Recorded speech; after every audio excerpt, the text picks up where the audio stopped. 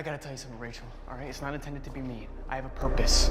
You don't. And if you think that's some sort of blessing, it's not. It puts me at a huge life disadvantage. It means I have an obligation to see a very specific thing through. And with that obligation comes sacrifice, okay?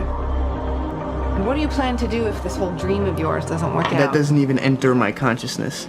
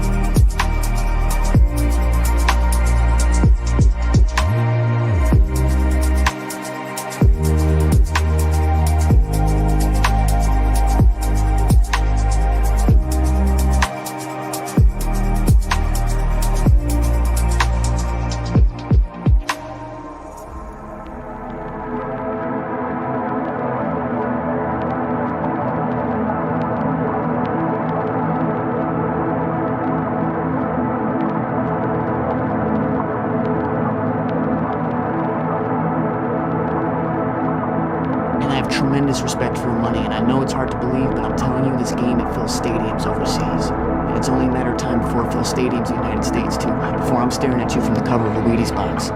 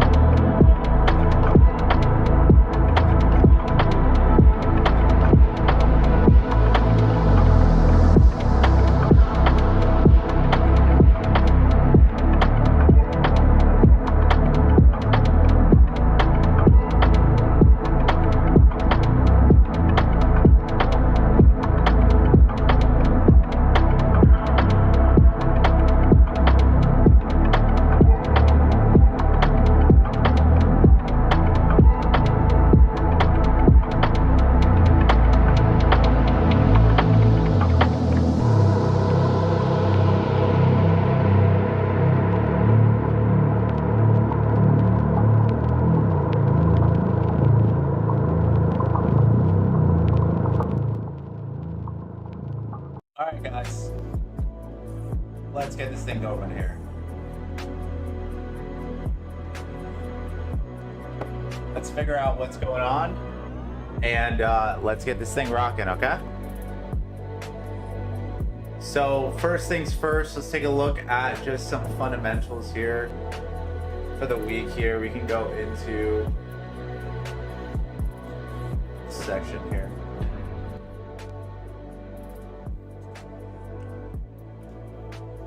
Let's take a look at what's happening.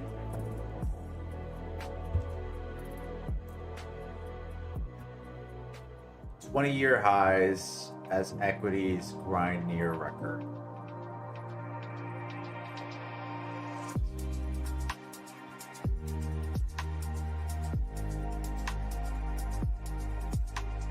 Gold is bullish, USD CAD is bullish. Let's look at just USD.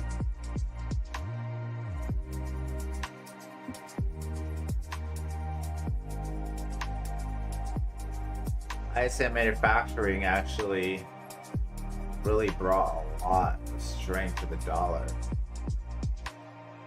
Yeah, strong factory activity tells the Fed the US economy is solid, so it's less reason to cut rates. Higher rates makes the dollar more attractive and pull money out of gold. So yeah, this made obviously Dixie dump, right?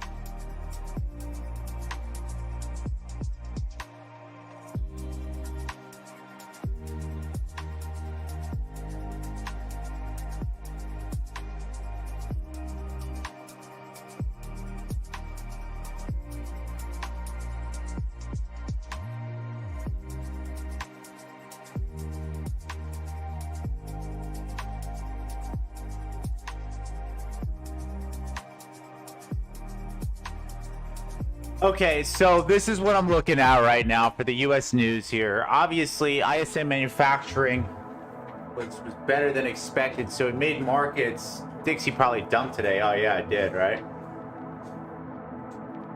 Got a rebound here with Dixie from last week. I've been avoiding charts. Not avoiding. It's not a good word. I've just been kind of like the last month of July. I've been kind of out of it. The last week. Only reason why is because I'm preparing for this flip challenge, and also I've been really focused on building trade DNA to make it the best thing possible here. So tomorrow we have Jolt's job opening. It's actually going to come out worse than expected. So if it is worse than expected, the Fed will have obviously a less reason to cut rates soon. So it'll push markets up here. Wednesday, we have ISM manufacturing PMI. Worse than expected.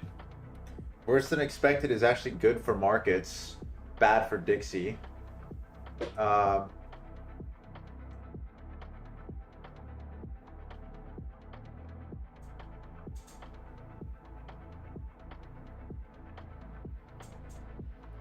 The job market data, even job market data as well here.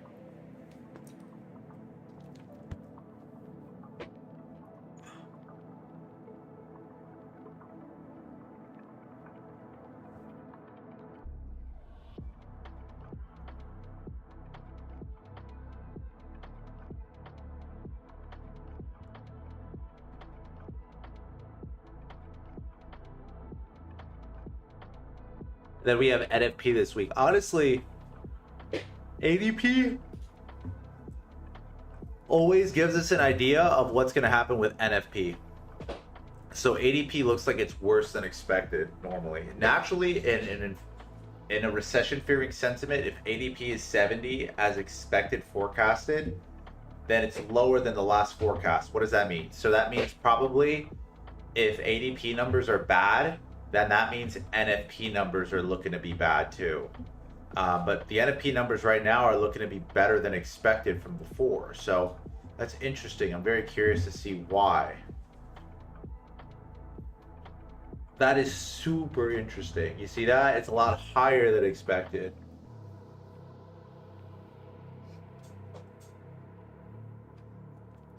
Last month's was really bad, and we knew that it was going to be bearish.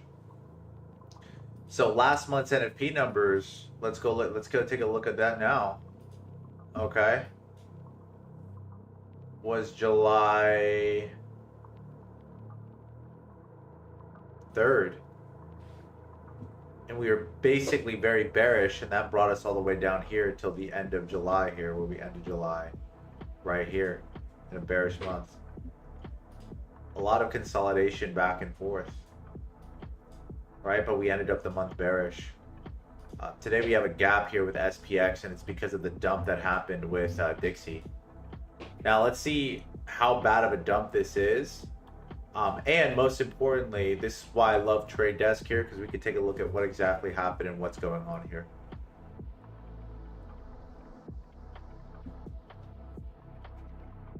So let's take a look at this here with SPX.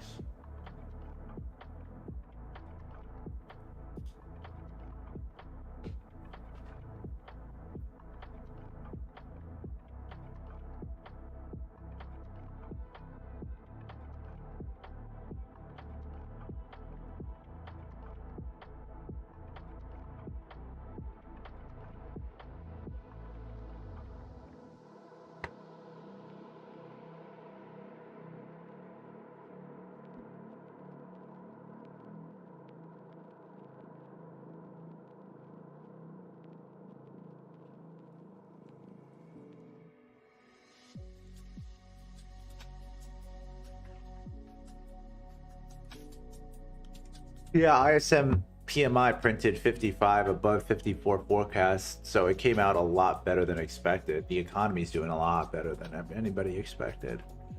ISM new orders, employment 52, confirmed broad factory strength. Beat 70. Wow. What construction spending missed? Wow.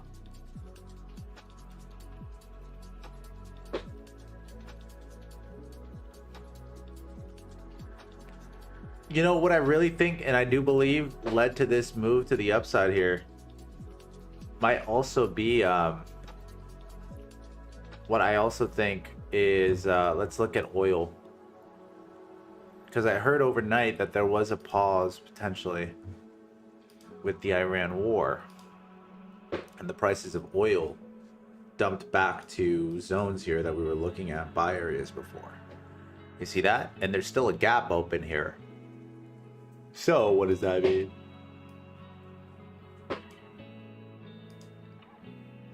That means potentially, if we don't close below, there's a gap here that needs to get filled, guys. That gap might get filled during NFP. So that's so interesting. I love letting Monday play itself out, because then it gives me direction for what to do for the week. And last week, we were bearish all week. Now we're getting bullish here. One thing I do want to take a look at, and we will add this here into Trade DNA, but I do want to look at seasonalities here.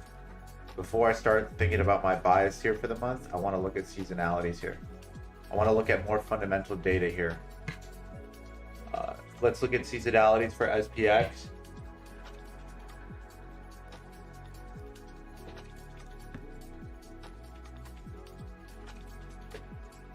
August is somewhat a consolidating month here for SPX.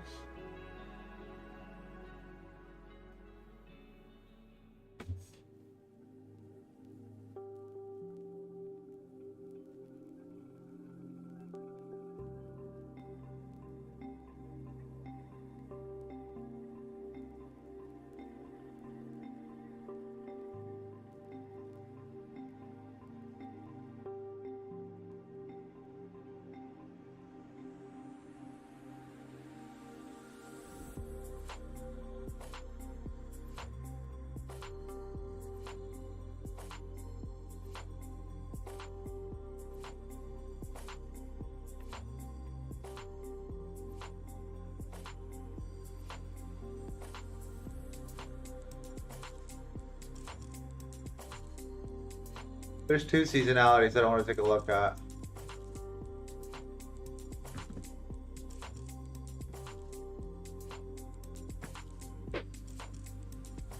That's interesting.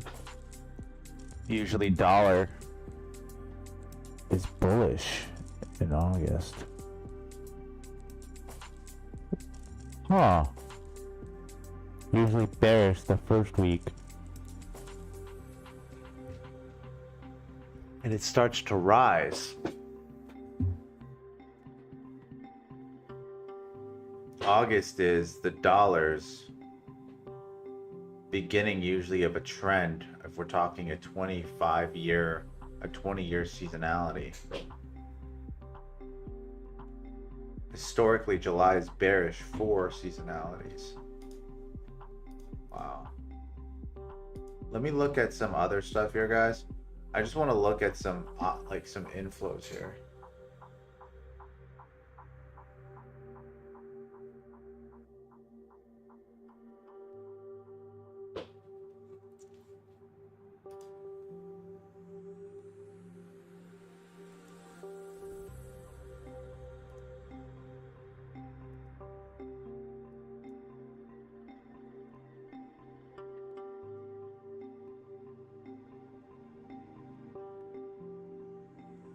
So we had a jump here, like I spoke about over here.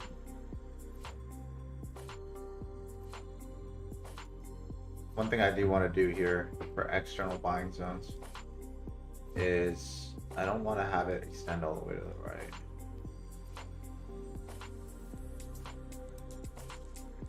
I do that out of laziness, but let's put price down a little bit better here.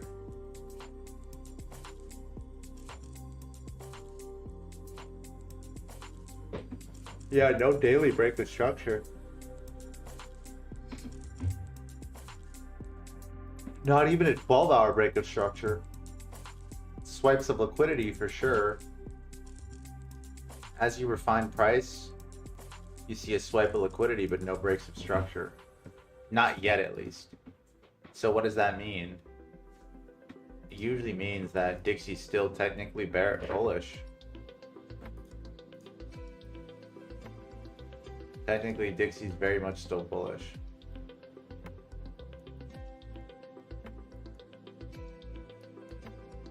At least compared to this impulse move here.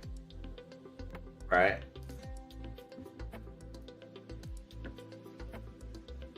This impulse move is bullish.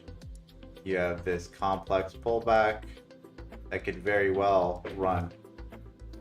Now, obviously, I don't like when there is massive pullbacks like this because it means that there's volume exhaustion on the upside.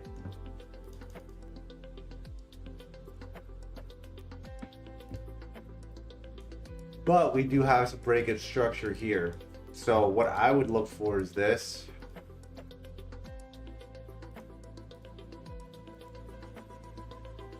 Did break here.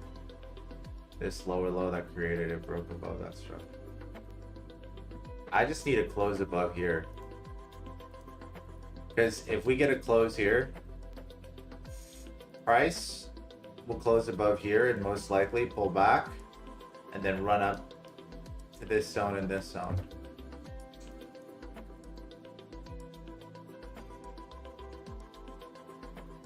Okay.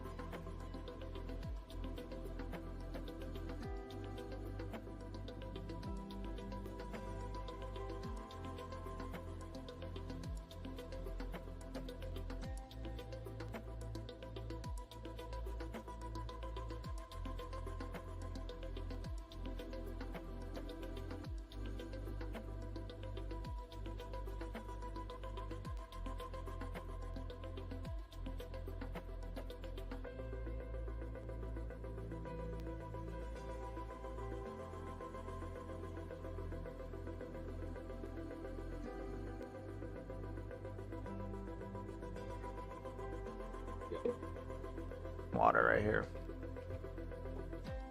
It's gonna be super interesting trading New York session tomorrow. Super interesting. I'm not gonna lie to you guys. Let's look at this here. Last New York session, I was looking for shorts on Thursday. Look at this run up here. This is insane from my last sells that I sold over here. I was calling sells here and here when these things were dropping. Now, I will tell you this. This right here is interesting. I'm going to delete some of these here because this already was from last month. This is a brand new month. Every time there's a brand new month, the weekly candle and the monthly candle is always established. The monthly candle looks like a crazy pullback. You see that? I don't like that the monthly candle did that. Even the weekly candle didn't look like it was breaking structure at all. This looks like an extension. Both the monthly and the weekly candle do not look bearish at all. Look at the monthly candle. Look at the weekly candle. Looks like a swipe of liquidity here. No close. Because we closed above, seems bullish here. Even the 2-day looks like we're in order flow still. The thing about the 2-day is, if we close above here on the 2-day, technically this is bullish. That means what? That means in the next couple hours, oh, we already closed above here on the daily.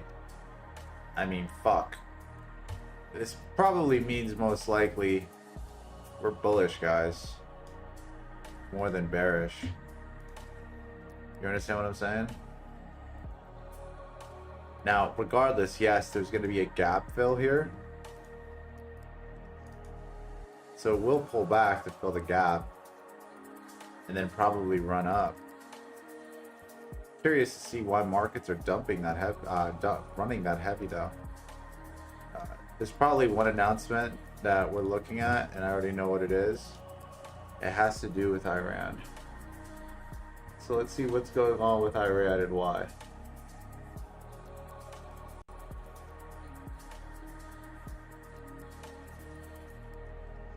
And it has to do probably with the Fed Watch tool.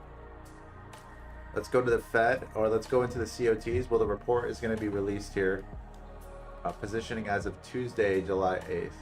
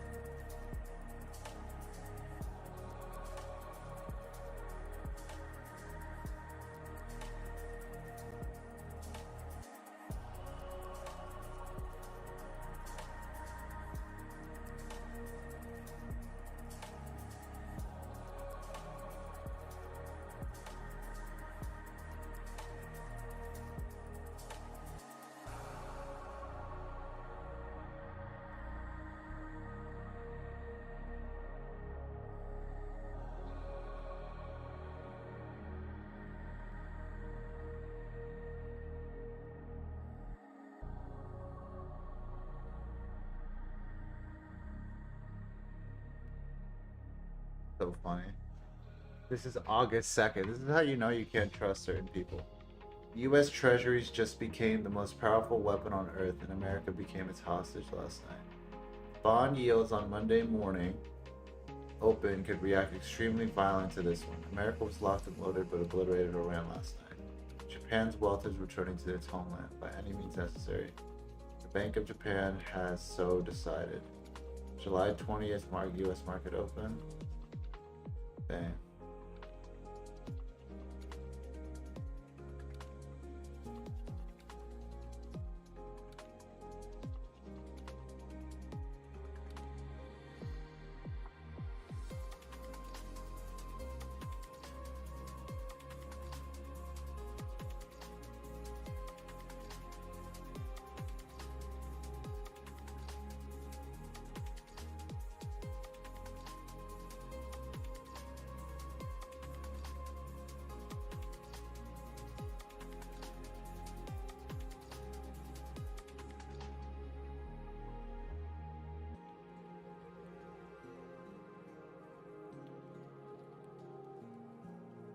In case you forgot, I have a week to make $1,500, not including airfare. I need to focus right now. No distractions.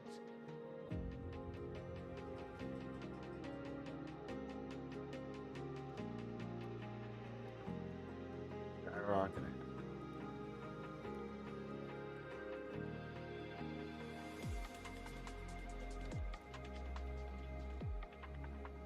Hold on, guys. Skyrocketing as high as ever. The Japanese yen is failing now from Japan. Hold on. I'm looking at catalysts right now, guys. I'm looking at catalysts.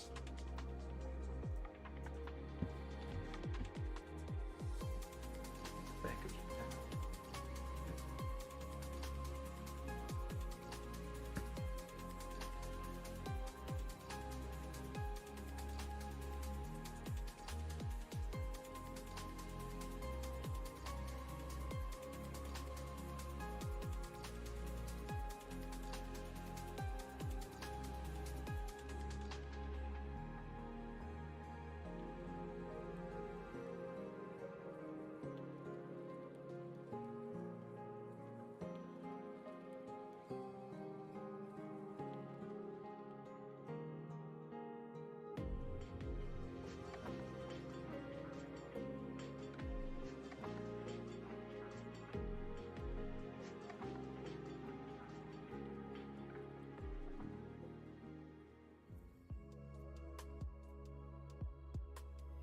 Yen. They have to save the yen by hiring rates. Put the DOJ on a leash.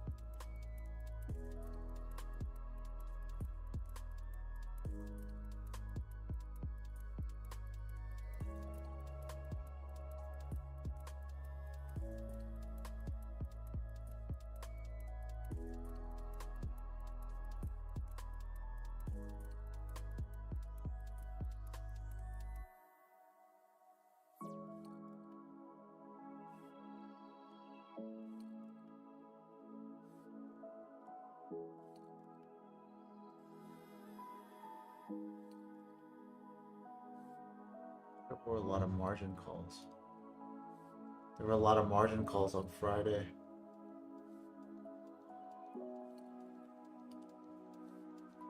It's just a speculative dump. I feel like I've entered the matrix. How the markets are reacting this way. Wow. Are we back at all-time highs already? At least for SPX. NQ is nowhere near all-time highs. I'm just very curious to see how these reactions weigh in with NFP this week. Because like obviously SPX is still bullish, like ridiculously back to all-time highs. So is US 30, but you know, NAS even before that, like, you know, on our trade set up here on Friday, and even like we were bearish here, TP like 1, but there was no way I would assume this would break structure. Even here, like, you know, when we were in the Russell, when I called shorts on the Russell last week, Russell shorted completely, then elevated and broke structure now. With all this breaking structure, it tells me that either the system is so propped up, or the US government is not allowing Japan to hike. From what I just read, they have them like on a chokehold. If Japan doesn't hike, wow. You see that? There we go. Japan was supposed to hike.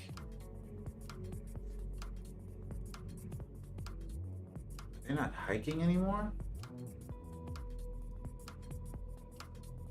That's what I was just reading here. Japan was supposed to hike.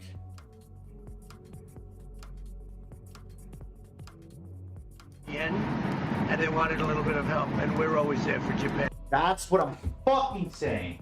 Wow. It took me a while to find it.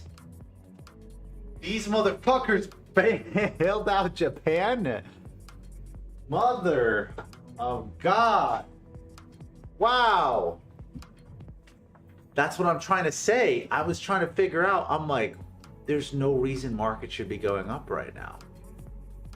And I didn't look, guys, when I stream sometimes and I look at markets, because I let Monday morning flow. I don't trade Monday morning, and then I look at everything during Monday morning, and I see this and I'm like, wow.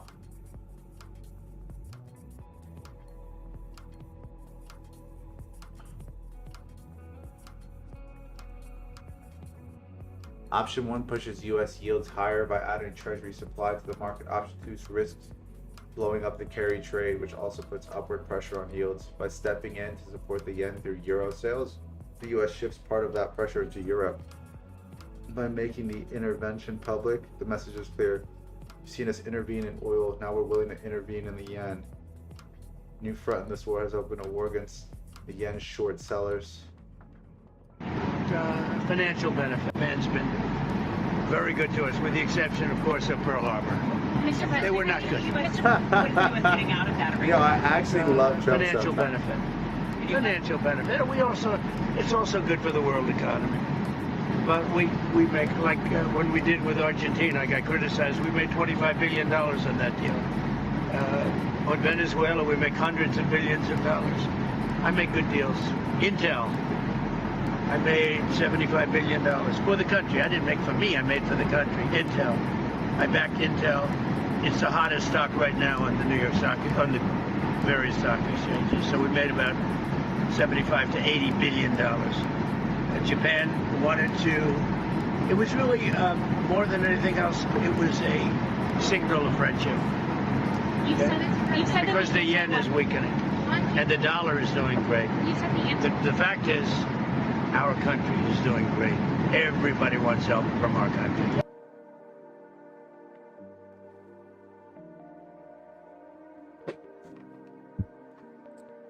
What I was trying to say. I knew it. I fucking knew it, dude. And I was trying to figure out, I was like, wow.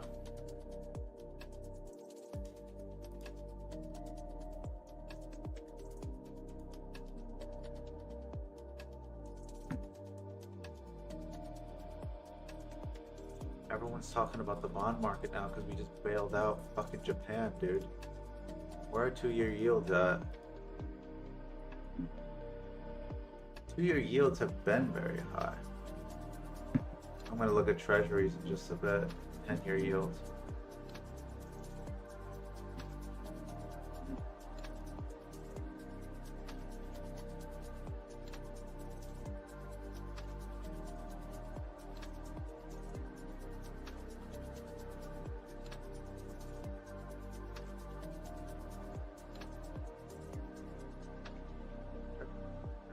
For treasures.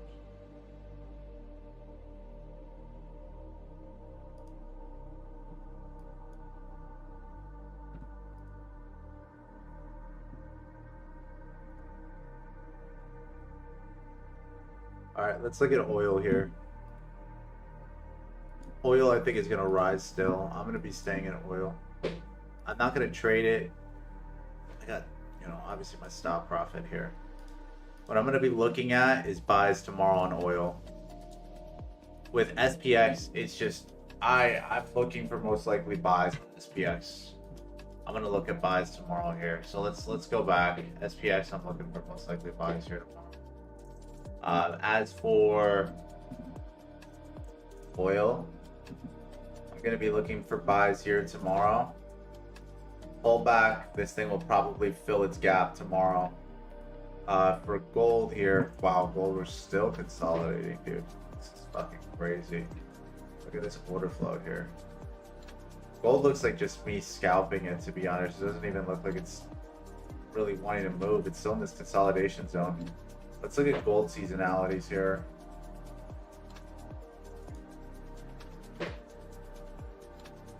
August is bullish.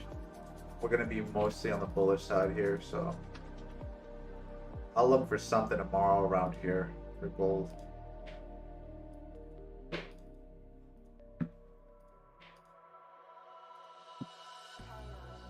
USD CAD, we're probably back at price zone here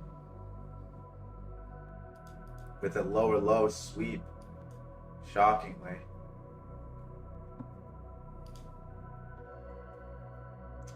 Stop profit hit.